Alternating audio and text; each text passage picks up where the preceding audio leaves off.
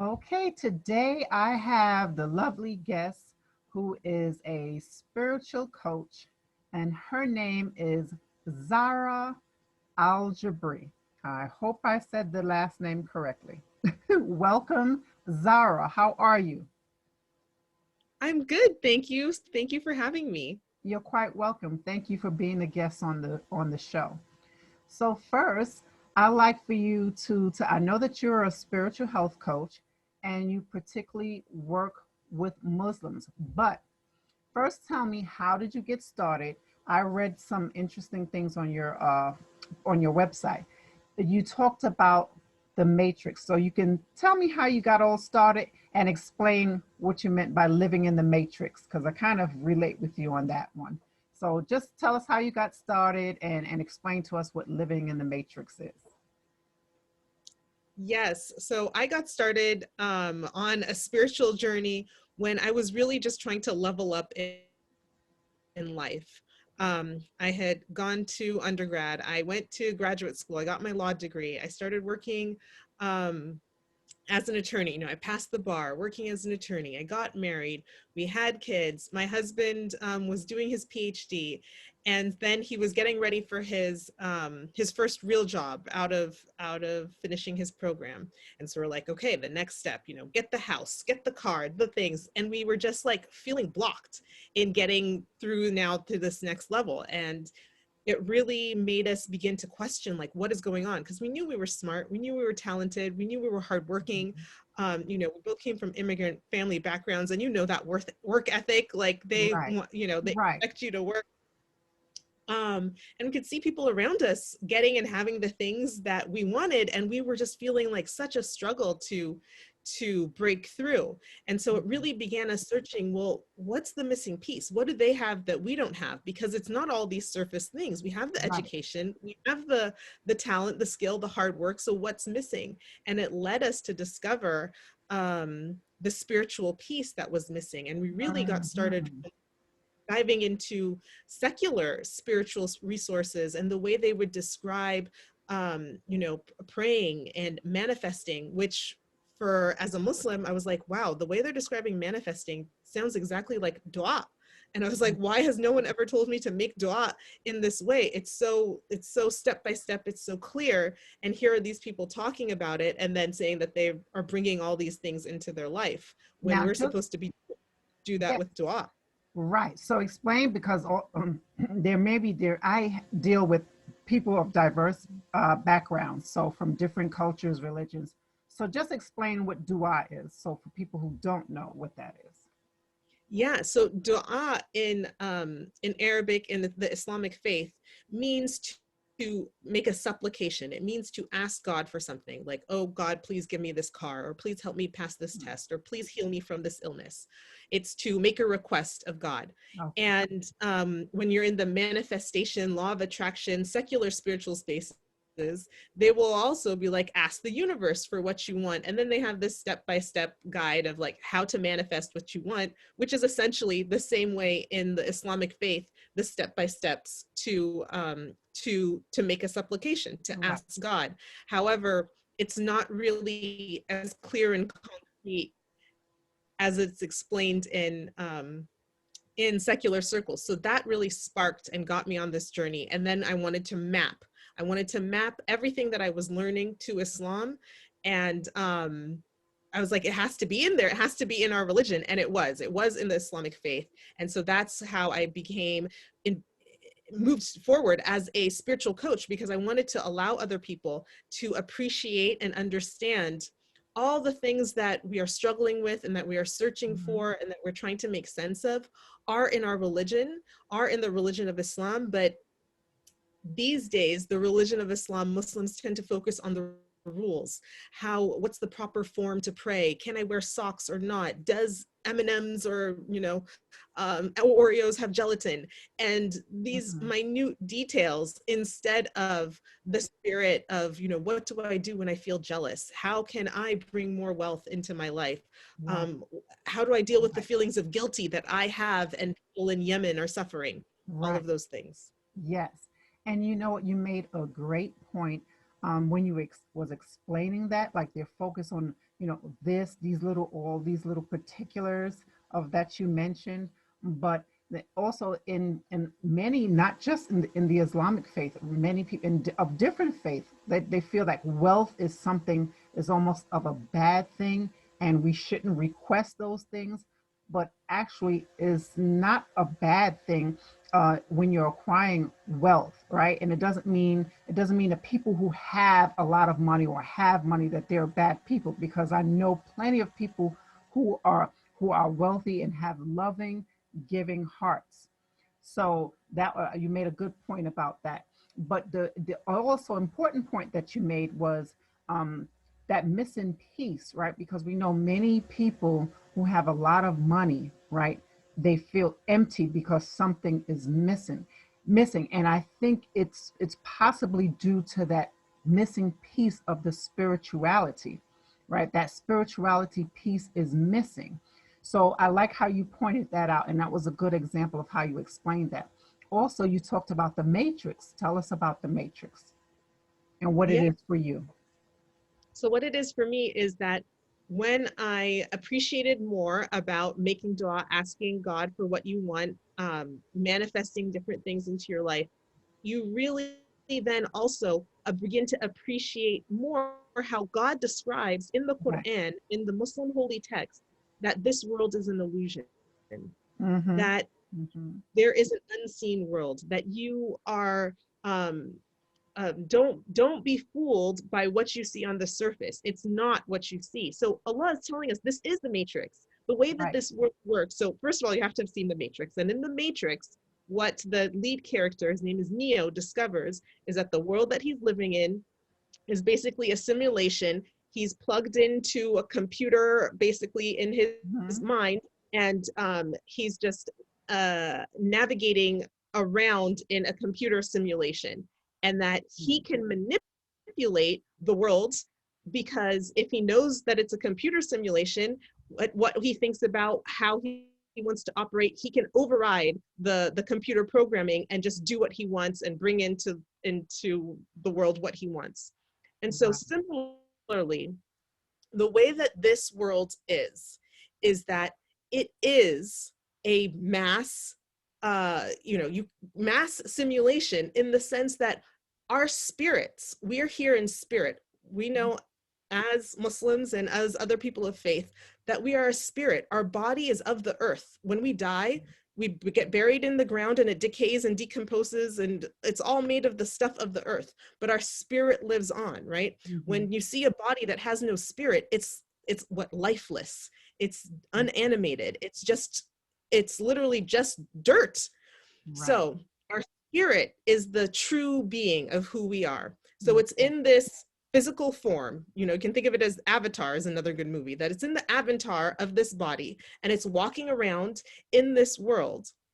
And if you stay connected to the spiritual realm, the realm of the unseen, you Mm-hmm. are able to manipulate and navigate this world in a totally different plane than if you are navigating it thinking that I am this body, everything I see is real and what it is, and things are solid. And we know from science, right, Right. that nothing is solid. Everything is electrons and protons that are Yes. constantly moving, that Yes. things being Yes. solid is an illusion. Quantum Mm-hmm. physics, quantum mechanics, all teaches us these things. So it's Mm-hmm. even even if you don't believe in spirituality, don't believe in God, science tells you that what you Right. see is not real. Things Right. that look solid are not solid. Mm-hmm. Mm-hmm. So when you begin to appreciate that this is the matrix, and I can manipulate it and navigate it with the power of my mind and my heart. Right. So it's this combination of using your heart as your spirit, connecting to your spirit to remind yourself that, okay, and God tells us, right? Nothing can harm you. Nothing can touch you. Right. Because nothing can touch your spirit. Even Mm-hmm. if you get killed, your spirit is untouched by that. Right. It goes back up to God. Like Mm-hmm. nothing happens to your spirit. Your body can be poked, bruised, have holes, cuts. We see people who have disabilities, deformed, car accidents, but their spirit is there. We still, you can engage with them, interact with them, talk with them. I mean, think of Stephen Hawking's. His Right. body completely failed him, but it is his spirit that he was alive with, that, you know, was thirsty for knowledge, that blessed us with so many different things that he discovered and knew. Mm-hmm. So your Mm-hmm. body is, again, it's just an avatar. And this is the matrix where you can navigate and manipulate it. And when you really, really begin to appreciate that, that's when your life shifts. That's when your life changes, because now you're no longer subject to the rules of the Right. world, right? This is the way that things are. This is what you have to do. You have to go get the degree, do the job. And you'll look at anyone who's Right. successful, and they usually do not follow any of the conventions. Steve Jobs was a college dropout. Oh, you're Mm-hmm. supposed to do market research. He made the iPhone, made the iPod without any asking anyone if we wanted it. And Right. he never asked us, and we all love it. Like, so all of the things that they Mm-hmm. tell you to do, test this, do that, you know, get the degree, you have to prove, it's all nonsense if you appreciate that you Right. are Right. a spirit, that this world you can manipulate, and that Mm-hmm. you can, with the power of your imagination, your thoughts, bring into this world. Exactly. I mean, Steve Jobs is the pinnacle example with his Exactly. idea, his belief, and his you know, he went on his own spiritual journey in India, um, Mm-hmm. came back and was like, I have this idea for a product and I'm going to bring it to life. No one Right. else, you know, if you had asked people, is this possible? Even the people he asked to make the parts for the iPhone, like, can you make me a glass that is responsive and touch? They're like, yeah, maybe like it'll take 5 years to develop something. He's like, I want it in 6 months. The people, even Mm. who are making the pieces for the iPhone, did not believe that it was possible until Steve Jobs was like, it's possible, you can do it, and do it. And then they did it. So Right. that Right. is what it means to appreciate that you're in the matrix. You don't Yeah. have to go by the rules that people say, oh, I need to wait 10 years before I can Right. accumulate this much in savings and then I'll have the, it does not apply to you. It does not And apply. with Yes. your mind and your heart. Yes. And that was he is a, Steve Jobs is a perfect example of that. And it all begins, like you said, it starts with a thought, and he had a vision.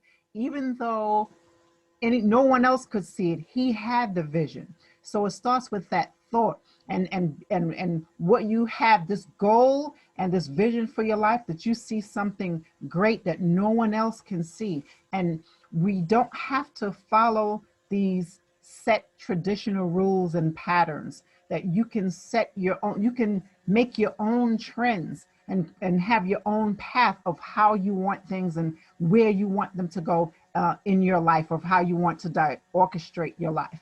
You know, so that was a perfect example with Steve Jobs. I love that. That was really great. So thank you for explaining that whole matrix. And I totally get it. I totally get it, because I myself have manifested things, and it's just like, wow. I mean, where it can happen so fast. And again, it starts with having that thought, putting the emotion behind it, because I've read many of books also, you know, what is that one? What, The Secret, and some other books and different books I've read on, manifestation and power of thought, and you can have whatever you want, and you don't have to follow these traditional things, like you have to go to school, you have to do it this way. No, there's people setting new trends, and we're coming up with new ideas every day. So I love that. That was really amazing. So now tell us about the work that you do.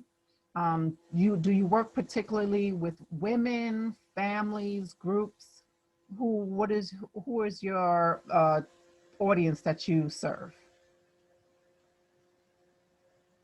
Yeah, so I really am focused on serving Muslims Hmm. who are ambitious, who are um, know that they have more within them, that there is more potential within them, that they're not living up to what they just feel like is the possibilities that they have for their life. And it's really, my work is in shifting their mindset, Hmm. reminding them of their true nature, exposing them that this is the matrix, so that they can unlock and bless us with their gifts that they have. We hear Right. a lot about, in the Muslim community, the golden age of Islam, when Muslims were inventing and creating and making breakthroughs in science and algebra and astrology. And it was all fueled by their desire to to understand the Quran. Like one verse, you know, was and guard the middle prayer, and the middle prayer for Muslims is at Asr, and it's between when the sun's at its highest peak and sunset.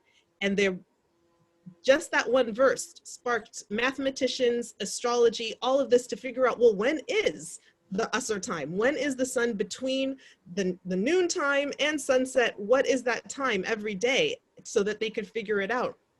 And we got trigonometry, algebra, calculus, all sorts of things because of trying to understand that verse. And so Muslims today, we have Muslims who have the talent to, you know, to be a Denzel Washington, to be a J.K. Rowling, to be the next Steve Jobs, to be all of those things. But the thing that I believe is blocking them is really appreciating that they are supported by God in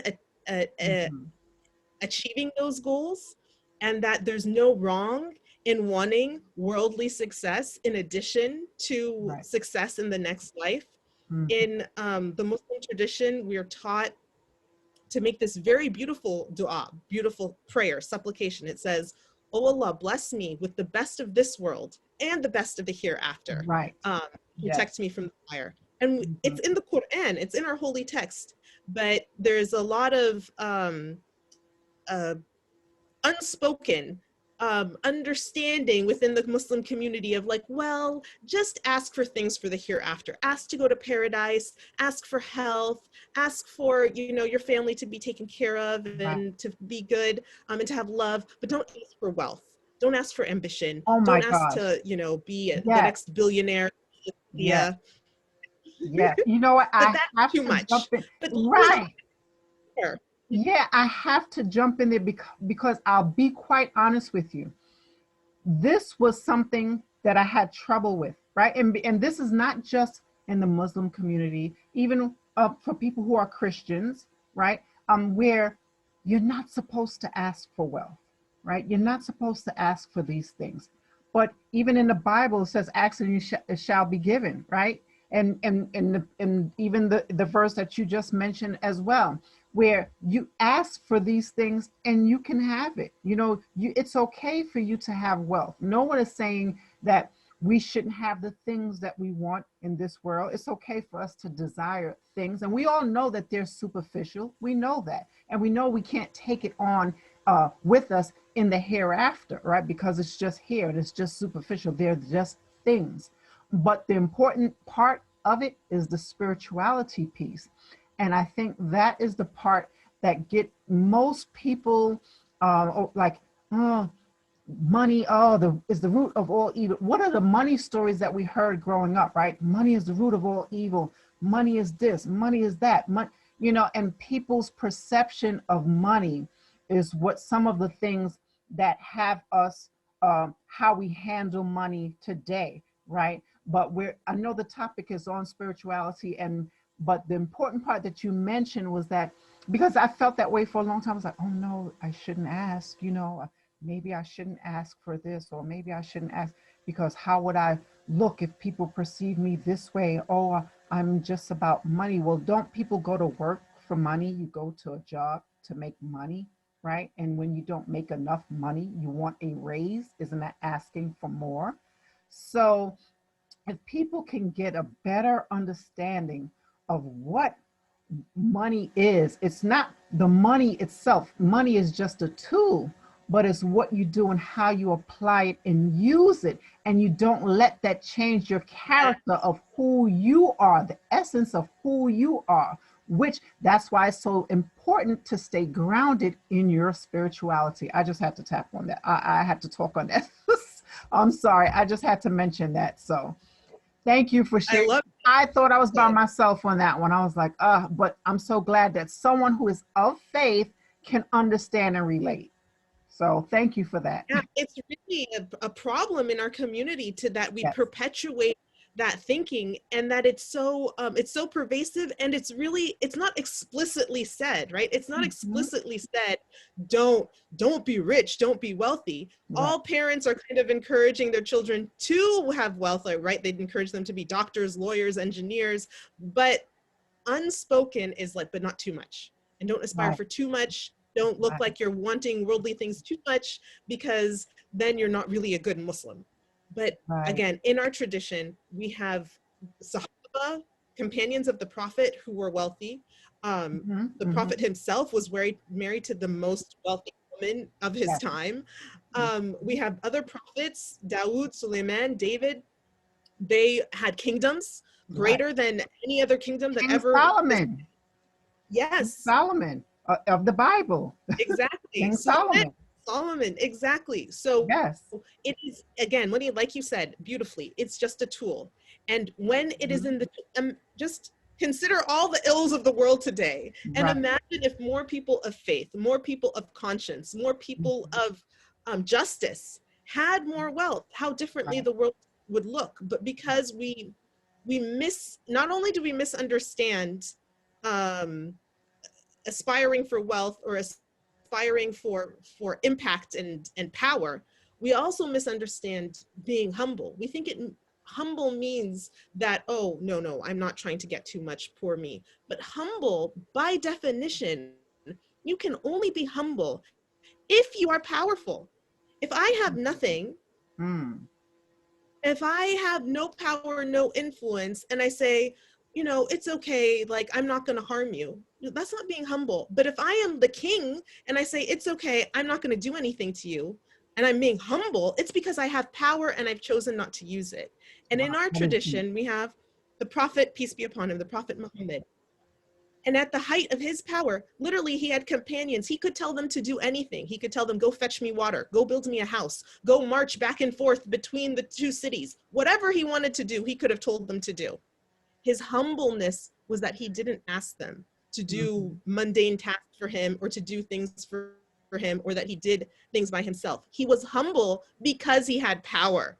He was Right. humble because he could command anyone to do anything, and he didn't. So it is a mistake to think, oh, I'm being humble because, oh, I'm just like having my small job, and I'm not bragging about this, and you're not humble, you're just weak. You have nothing. Mm. You can't be humble. You're just weak. So we need to attain wealth, attain power, attain influence, Right. and then not use it for good, use it in God's way, understand that we only got it through God. Yes. Now you're being Yes. humble. Yes. Yes. That is so. Oh, that was It's really beautifully important. said. Yes. Very important.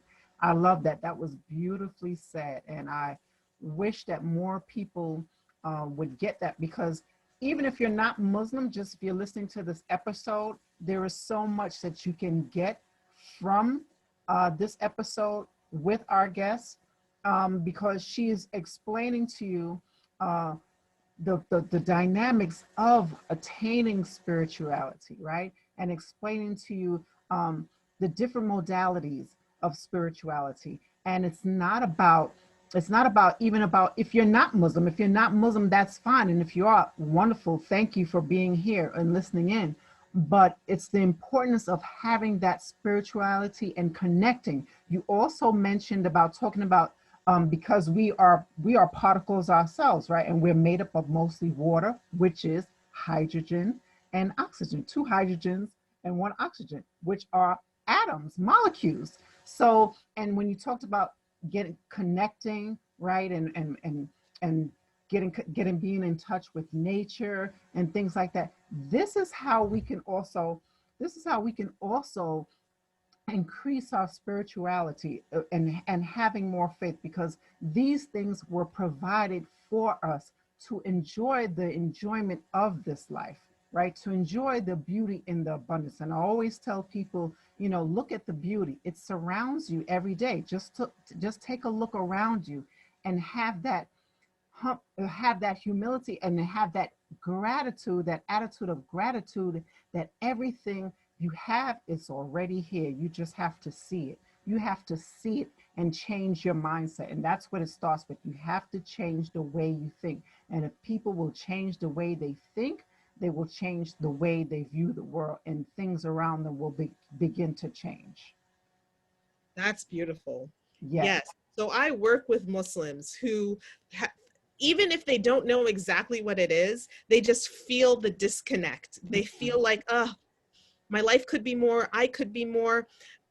some things about the way I've been taught or what's been told to me is unsettling, and I work with them to support them to shift their mindset, to understand the nature of this world as the matrix, and then to go after and dream bigger, whatever their dreams are, to 10x them, 100x them, dream bigger and have a life of legacy and impact. You know, with the recent incidents that happened in Palestine, we had, you know, Zayn Malik from One Direction, Gigi and Bella Hadid speaking out against it. Is this better for the Muslim community, the Ummah, to have prominent speakers who are top of their field, who are wealthy and powerful and influential to speak out? Of course. Shouldn't we have more? Well, how can we say that that would be bad? You know, you can disagree about their career path, but to be at that level where you are the top, at one of the top of your field, supports supports the Muslim community, supports justice, supports our ability to make change. All of us just like, oh no, we're not going to attain high levels of success. That doesn't help anything. It doesn't help. Yeah. So that's really my goal. And it's really an alternative from what's out there. What the Muslim community right now has available to them that is failing them in so many ways is we have traditional, you know, Sunday schools, Islamic schools. That's what I grew up in. Right.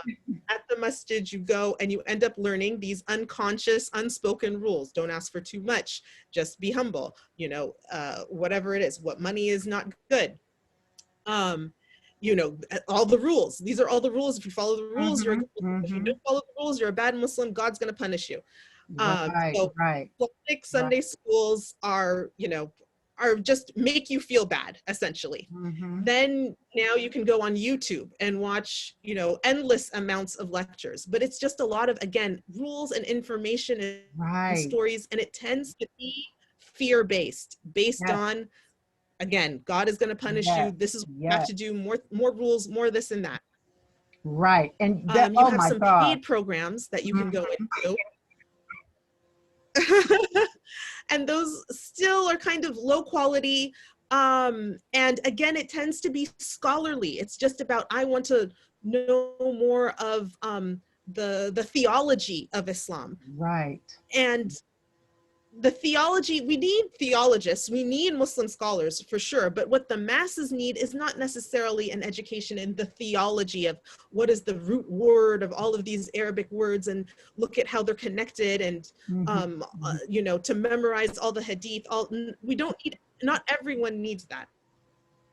And then we have, you know, more kind of just general knowledge. We have like Muslim therapists, and they're very few, but they are helpful, but again, they're steeped now in the Western system of like, okay, what is therapy? And it's again focused more on just the science part of it and doesn't incorporate the spirituality. And only a few brave Muslims who are brave enough to incorporate this their spirituality into their therapy. Otherwise, they feel like they're going to be shunned in the therapy community because that's not what you're supposed to do.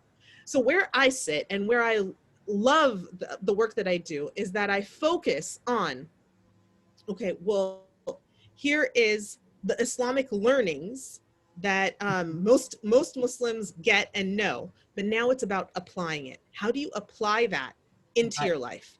What do you do when your friend comes at you angry about something you said before? How do you respond to that? What do you do when your sister is irritating you, or you're feeling jealous towards her that your parents favored her or something? How do you handle those? And you're trying to build a great successful business, but you're feeling blocked at every turn. You can't find the people to help you. People are overcharging you and you're just feeling stuck.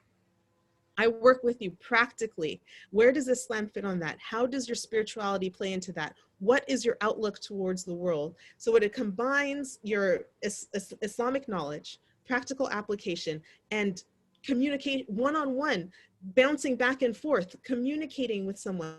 Because in our tradition also, the Prophet, peace be upon him, I believe he was a coach.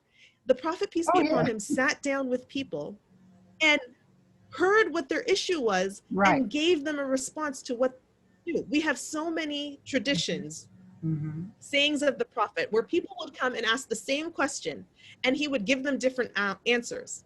And scholars will tell you like, oh, look, you know, you can do this or you can do this. But that's not from my understanding, that's not what the Prophet ﷺ was doing. It's not that there's two different answers, is that he knew this person. And so he was responding directly to that person's need. So for example, Exactly. someone would come to the Prophet, peace be upon him, and say, "Oh Prophet, the rules of Islam have become too much for me. Can you just simplify it for me? Give me one thing. What should I focus on?" And he'll tell that person, "Don't get angry. Don't get angry." And I'll ask again, just one thing, don't get angry. Okay. Mm-hmm. Then another person will come and ask the same question, "Yeah, Prophet, the rules are too much. What's the one thing that I should do?" And he'll say, "Guard your modesty, guard your chastity, guard your chastity." Right. So is it that, like, if you only can focus on one thing, the two things to focus on is anger and chastity? No, it's because he knew that this person has a temper problem. And when they're coming to me, if they can control their temper, if they can understand what's making them angry, if they can rein that in, it will go a long way in increasing their spirituality. Because Mm-hmm. dealing with anger deals with, you think you're right, you think you're better, you think you know better than Allah. You have to deal with a lot of things to be able to manage your anger.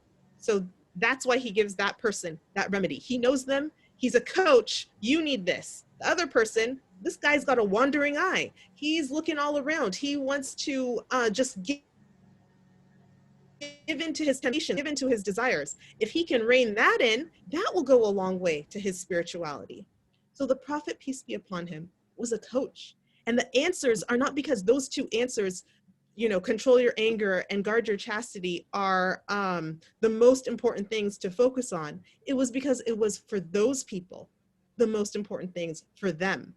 For And them. that's really important because, again, we're taking these traditions of the Prophet and we're applying them generally to everyone. And Mm-hmm. that's why many people will go to an Islamic scholar, will go to a sheikh, will go to a imam, right, a religious leader authority, and present, "I'm having marital problems. I'm having trouble with my son. He's whatever. I'm doing," and the answer they will give you is not specific to your case. "Oh, it sounds like you're dealing with your ego and you need to deal with this." Their answer will be, "Pray more. Did you fast? You should try fasting Mondays and Thursdays. Oh, go make Hajj." And that's just a general ritual that, yes, we're supposed to engage in, but it's not benefiting the person in their specific circumstance. So we really Mm-hmm. miss out on the opportunity to support people with where they are and what they're going through. And that is why I love so much the work that I do as a coach, because I look at people, I understand where they are, and then from all the things that are available, help them see what would be most beneficial for them to work on to address that issue. Right. That's not generic, that is Right. very specific. And then the beautiful thing is, like, right in front of my eyes, you witness their transformation, Yes. their lives turn around, and it's amazing. Like, It is. subhanallah, amazing breakthroughs in their families, with their children, people who Mm-hmm. have been Mm-hmm. single for years, decades, trying to get married, getting married 6 months later, because the internal shift breakthrough Right. happens. And that's what needed to be unlocked, and that's what Allah is constantly inviting us to unlock. And for many people, it's hard to unlock it on your own. And that's why there's a tradition. Believers are mirrors to each other. You need a mirror Mm-hmm. to hold up, to look back at you and tell you, "Oh, this is the place that you need to correct." It's very hard to do it by yourself, and it's very hard to do it with just generic advice. Right, right, and that is what you said is very true, accurate. Because as a coach, and me myself being a holistic coach, we deal with all issues of the person's life, right? So not just their weight loss, if they may trying to lose, if they want to lose weight, eat healthier foods, and with their finances, right? They may have issues with their finances. So we're dealing with the person as a whole, the entire person. And some interesting things that you said too, when you said that, a lot of information that's put out there are fear-based, and not just in the religious communities, but in mainstream media. I mean, you see it all the time with the whole COVID, and now with them talking about, the Delta virus. The nurse, was telling me, I'm in healthcare, and the nurse is telling me about, oh, this Delta virus, and she read me the entire article, and I'm like, I'm not afraid of that. Like, I'm not concerned about. I'm really not, because I'm just trusting, and I choose not to live in fear. So many people are, and I think that that in itself is a type of spiritual warfare in a sense, where it's because it dampens people's spirits, you know, and it makes them operate in a place of fear rather than trusting and operating from their heart from a place of love. So for people who are listening and who may not be religious, right? Because some people don't identify with religion and that's their own personal choice. So for me myself, you guys may or may not know already that yes, I am Muslim. But for those who choose not to have a religion for whatever reason, what advice would you tell those people how they can still develop and have some type of spirituality? Now, people who don't have religion doesn't mean they don't believe in God. Okay, it doesn't mean that they don't believe in God. Some may not believe in God, and that's again, that's somebody's personal choice. But for people who do believe in this higher power, whatever they choose to call it, what advice can you give them for if they're trying to really work on their spirituality? The first advice I would give them is to spend more time alone, either just going on a walk by yourself, you know, don't listen to any music, don't listen to podcasts, spend time alone, go for a walk, journal, meditate, or just sit quietly. I know some people who just drive around, you know, they just get in their car, turn off the radio and just drive around, because you need, especially in this day and age with constant stimulation, literally if there's any free moment, right? You're standing in line, you have a free moment, what do? You pull out your phone. We don't let our minds sit still, or our psyche have a break from being stimulated with something. Oh, there's something I need to learn, something to listen to. What's the new news going on? What's my friends doing on social media? And so you need the space, the clearing to Mhm. just be, to just Exactly. feel, to Yes. just listen. That's my number one piece of Yes. advice, because regardless of what you think or believe or don't believe, you are a spirit. You Mhm. just are. And the Mhm. only way that you'll connect to that or feel good in yourself, in your body, in the world, Right. is by allowing that part of you, the true you, the spirit part of you, to Mhm. have space. And it can never have space if it's constantly being bombarded with Right. stimuli from outside. Right. So get in Right. nature, go for a walk, journal, meditate, sit around, do Mhm. nothing, an aimless bike ride, car ride. That's the place I would say to start. Yep. And it works. It Yeah. works. I can testify to that. It works.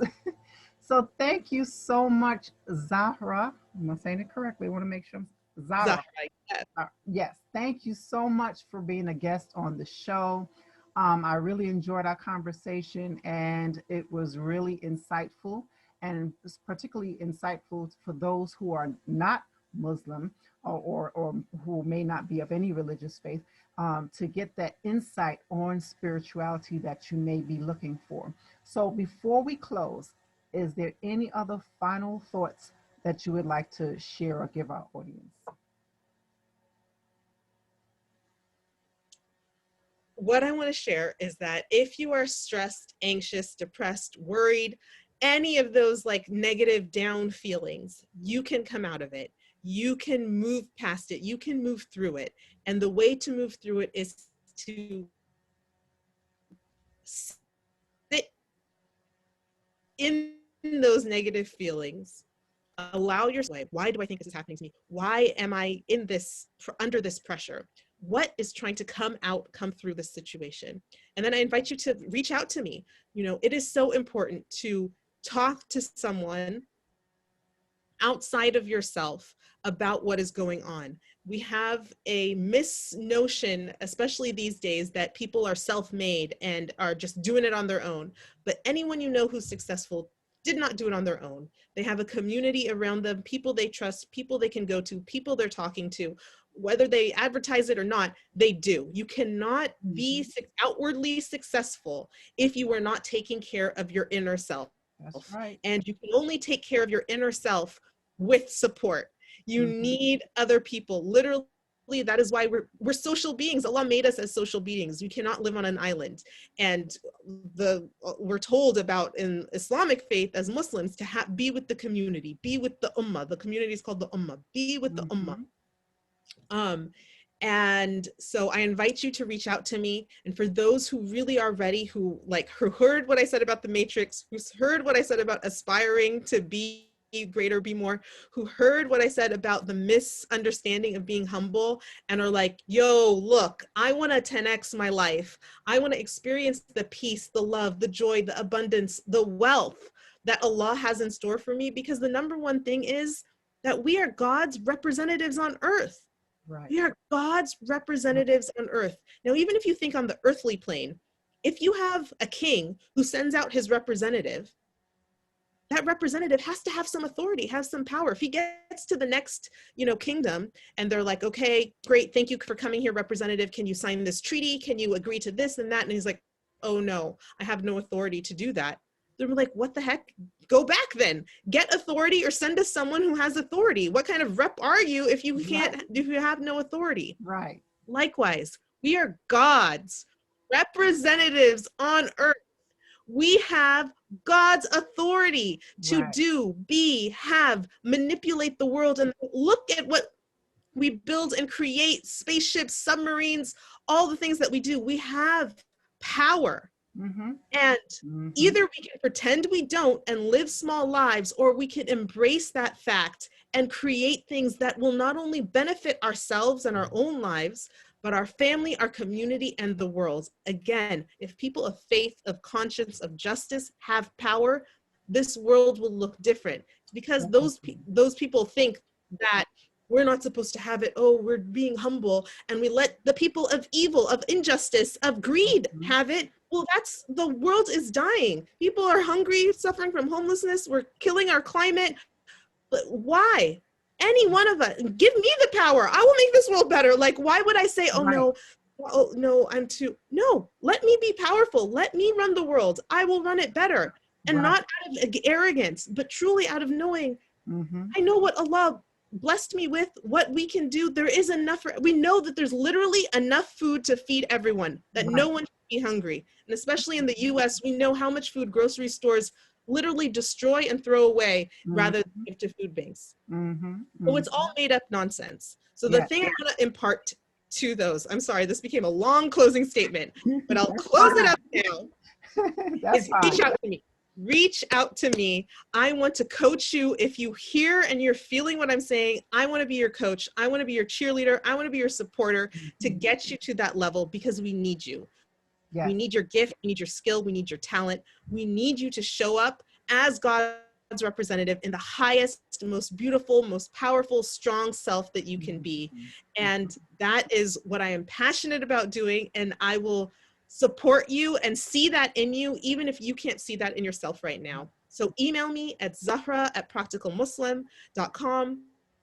Follow me at practicalmuslim.com. I have an amazing, incredible coaching program, a 6-week coaching program that will literally transform your life. Reach out to me and I will get you in it, and so that we can make that change. Awesome. Thank you so much. Thank you for being a guest on the show. You're welcome. Thank you for having me. Assalamu